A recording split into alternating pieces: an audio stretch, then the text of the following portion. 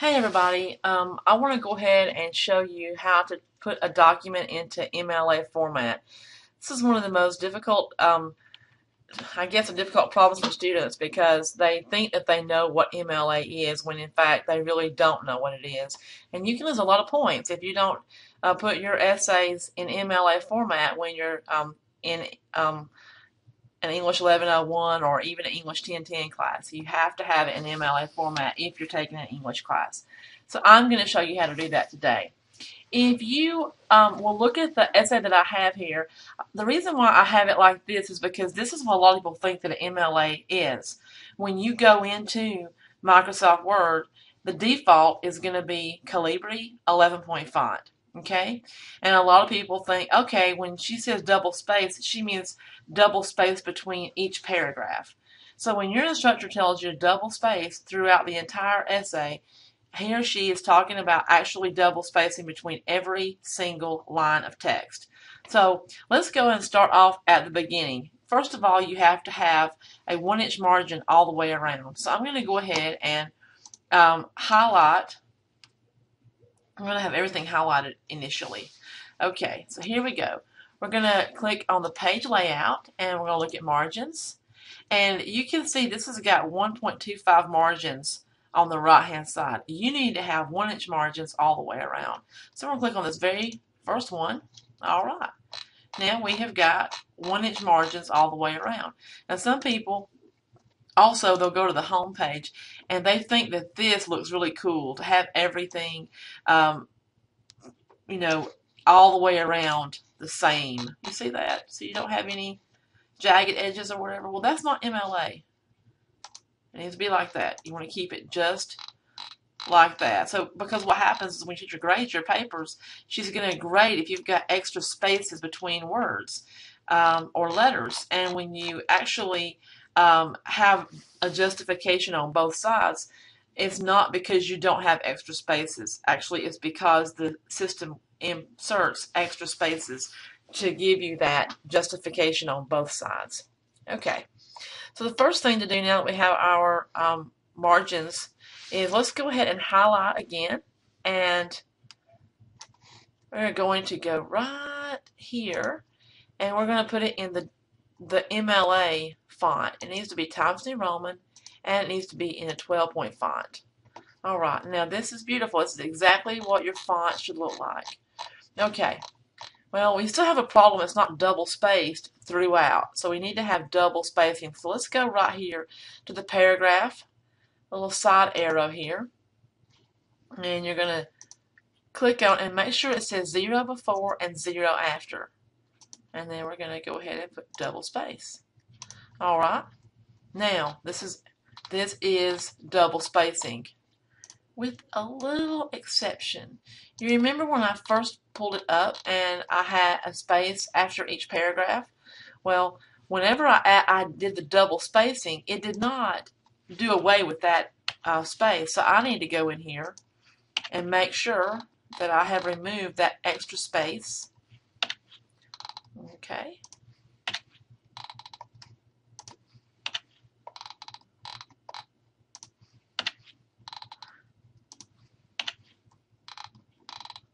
Okay, and even in our works cited page, we're going to make sure that we have only, I'm going to go ahead and put everything on one page. Alright, there we go. Now we can see you want double spacing truly throughout your entire essay. There should be nothing else but double spacing.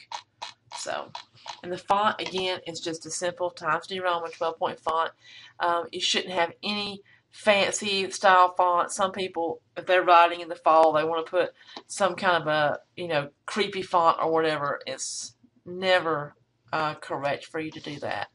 Okay, so now right here you see this student has written Heart of Darkness. This is correct because this is the title of a novel, and we always italicize the titles of novels. That's fine.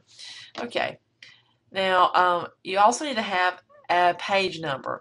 Now a lot of people have taken a psychology class, and whenever I tell them to insert a page number, they for some reason think that I mean a header.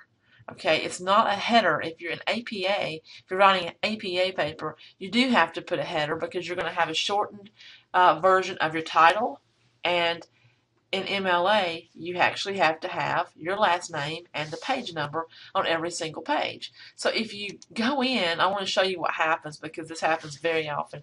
A student will go in and they'll put, okay, it has to have a page number, and then they tab all the way over. Okay, and they're like, okay, that's good. Well, let's see, is that really good? It's not really good, is it? Because what does a header do? A header is on every single page the same all throughout. You need to have your last name and the page number so that it actually numbers every single page. So let's go ahead and go right in here again, insert. You want to choose page number, top of page, and then choose the third option. Okay. Now, I'm just going to write the words last name. You should not write last name on your essays. It should actually be your last name. So if your last name is Smith or Simpson or whatever, you're going to write that last name. And then what happens is Microsoft Word automatically numbers every single page for you. All right, now we can just close out that.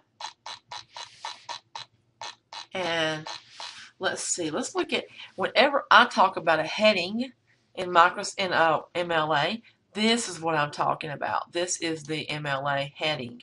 You know, APA has a cover page, but MLA does not have a cover page. So let's check this out. This is incorrect. So I'm going to fix it right quick.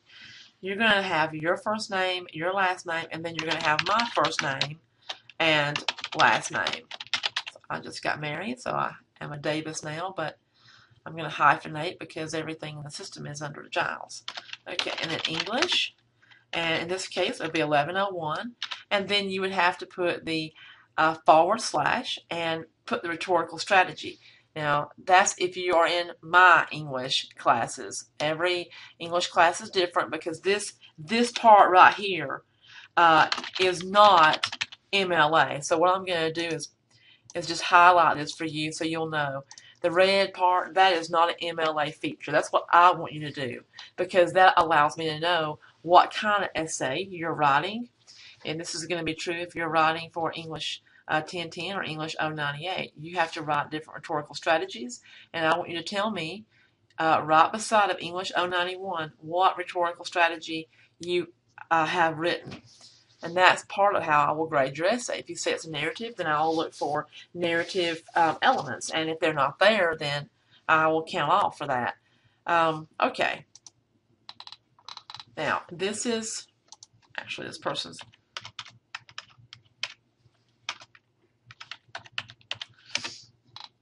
All right. Now, also, as you know, I ask you to highlight your linking verbs and put your readability stats at the bottom of your essay. So I want to first highlight linking verbs. Okay, so and the reason why I want to do linking verbs first is because you can have in your first essay 15 linking verbs. In your second essay you can have 12, and in your third essay you can have 10. So you need to highlight your linking verbs first. So if you have too many linking verbs, you can go back and make changes, which will change your readability stats. So you want that to be your very last thing that you do before you submit your essay or your paragraph. All right, so go to Find, and I'm working in Word 2010, Advanced Find, and in lowercase, type the word BE. Now this is going to allow you to find all of the be verbs. Okay, so there are other linking verbs besides be verbs, but the be verbs are very common. By clicking on this, it's going to be able to locate am, is, are, was, were, be, being, and been. So I'm going to just say find in and the main document. All right, this student has got 13 linking verbs. So I'm going to, now this student has actually got some research in his essay. So since that's the case, any linking verb that is included in a quotation is not part of your linking verb maximum. So if somebody that you have researched and you've written a quotation from him or her, that's going to be had nothing to do. If he uses 25 linking verbs, it won't affect your linking verb count. It's only your personal linking verbs. All right. So you want to always make sure, like I showed you here, that you use this highlighter. This highlighter, the reading highlight, I wish I could put a gigantic X across it because everybody clicks on that at least one time during the semester, and then they're freaking out because I counted off 10 points for not highlighting linking verbs. And I did highlight them, I promise. I clicked right here and I said, yes, it's a reading highlight. It's not a permanent highlight. You always want to use this highlight. Make sure that you actually have highlighted all of them and that they're going to stay highlighted. All right, so now if you have looked at the directions in Angel that I have posted there for you, you're going to see that there are other linking verbs. So when you type in BE, you're going to find all forms of to be, but you also have to go in and type in looks. He declared it looked as though he would presently put, so this is going to be a linking verb, looks. Actually, I better put looks one more time, make sure I don't have any other sample. Okay. Appears. And that's inside a quotation. I'm not going to worry about it. Seems. Sounds. That's a noun. Taste. Acts. Gets. And that's in a quotation. And that is a linking verb. Becomes. This is a linking verb. Let's see. Sometimes people begin to get very creative and they start using funky words that are not really linking verbs. So let's see if we can. Yes, that's an example of one. He stands overcome with dignity. You cannot stand overcome. So that's a linking verb. Okay. All right. So we've got about all of them there. All right. So I think he's got about 16 linking verbs actually. So, well, then again, he could have some be verbs in his quotations. I did not look for that, and actually, I see 2 here, and both of those were. I want to go ahead and unhighlight those. He is dead. We're going to unhighlight that. All right. So. Now that we have our linking verbs highlighted, now it's time to go ahead and put the readability stats. And again, I'm working with Word 2010, so it's going to be a tiny bit different than Word 2007. I want to show you the difference. If you are working in Word 2007, you know that you have got an office button in the upper left-hand corner, and it's got different colored little bars or whatever on it. You would click on that if you're working in Office 2007. And of course, 2010, you're going to click the File tab. And when you click on it, you're going to see the options right here at the bottom. If you're working in 2007, you're going to see kind of like a well, it's like a drop-down menu sort of, and it's got a vertical line between, and on this side it'll say Word Options. Okay, so you would click on Word Options if you were in 2007. In 2010, just click on Options, and after that, the differences they do not exist. It's the very same 2007, 2010. So click on Proofing, and make sure you've got this Show Readability Statistics. It should be clicked. Now, when you click OK, nothing's going to miraculously happen. You have to make something happen, and the way you do that is by clicking on the Review tab here, and then click on Spelling and Grammar. And so I am not really interested in going through all this because it's just trying to show you how to do it. So I'm going to click Ignore all this stuff. But now, when you're doing your own, look for the spelling particularly. And you can check the grammar, but usually the grammar in Microsoft Word is not very reliable. So, okay. Now, the box is up. This is your readability statistics. And I like this box as an instructor because it shows me how many words you've written. It also shows me how many passive voice sentences. This person has got 0, and that's what we want to see. 0 passive voice sentences. And then the reading ease of 52.6%. That's pretty good. I mean, Generally around a 50, 48, that area, 52, that's a pretty good target range. And then, of course, the grade level in this case is also important to me. And I hope it is to you too. This essay is written on a 10.1 grade level. So about, the 10th grade, the first part of the 10th grade.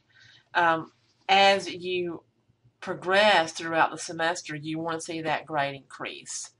Okay, but now some people start off with like a 5th grade or a 7th grade, and that's okay too. The main thing is that every time you write, you can see your grade improving.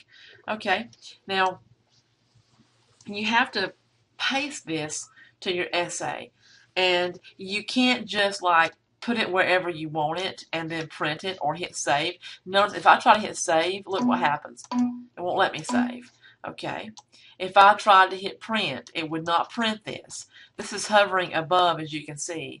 So you have to make it stay on there. And the way that you do that, I'm going to show you 2 ways to do it. If you're working on our computers here, the IBM Lenovo's, what you're going to do is you're going to press the Alt and the print screen request. Now I'm sitting here with the Alt button is the left-hand side of the space key, and the print screen button is to the right of the F12. Okay, so press those at the same time, and then click OK, and it is going to go away, and it's okay. So it's supposed to go away. All right, I'm going to go here, and I'm going to click on the home, and I'm a little bit anal about how it looks. I'm going to make it be centered. You do not have to center it. That's just me. Okay, and then right click and paste, and there it is. So see, you can have this. Now you can save your essay and submit it, and everything will be perfect MLA format. Okay, so I want to talk about the second way to paste. And the only reason I want to talk about this is because every keyboard is different. I'm talking to you about the Lenovo keyboard, but I have an HP at home, for example, and my husband has a Toshiba. So I can't press the Alt print screen. It doesn't work on those computers. Now, if you want to go to Google and type in how to print, or I'm sorry, how to copy a box in Microsoft Word 2010, you could probably do that. That would be fine if you would like to do that. But this is what's going to happen, and this is easy too. I'm going to click on this for a second and delete it. Okay, so I'm going to go back to review, and I want to pull that box up again. Okay, all right, there it is. So this is what I suggest that you do. If you're on a computer besides this one and your own little laptop or whatever at home, you're still going to have, unless you're using a Mac, you're still going to have a print screen. Okay, so if you will press that print screen, I'm going to show you what happens. Just click OK. All right, and then when you right click below your works cited page, below your essay, and hit the paste, you're going to get this picture of the screen. Okay, I do not want you to submit it this way, but I want to show you how you can still use it. Simply click on this, and you notice the picture tools comes up. All right, so click on picture tools, and it's going to give you the option, as you can see right here, to crop. So click on crop, and look what happens to the box. Is anything going to happen to the box? It's not working. Actually, there it goes. Okay. So when you click on the little crop there, you're going to be able to pull. There you go. And then right here, the same thing. We're going to pull in, and we're just cropping off. That's a little bit messy in the corner. Let me fix that if I can. Okay, and then that too, a little bit messy. All right. I like it to be perfect if I can get it that way. All right, and then click the crop again, and that will make it be cropped. All right, so then what can you do? Because it's very tiny that way. Once you click on it again, do not worry about the picture tools feature. You're just going to put your cursor at the little blue boxes here, and we're just going to pull it out. And now it is beautiful and easily read. Okay, then you can click save, and you are good to go. So I hope this has been helpful for you. I'm going to post this in all of my classes, and I encourage you to watch it so that you can avoid losing as many as 30 or 40 points just because you did not do all of the elements of MLA formatting.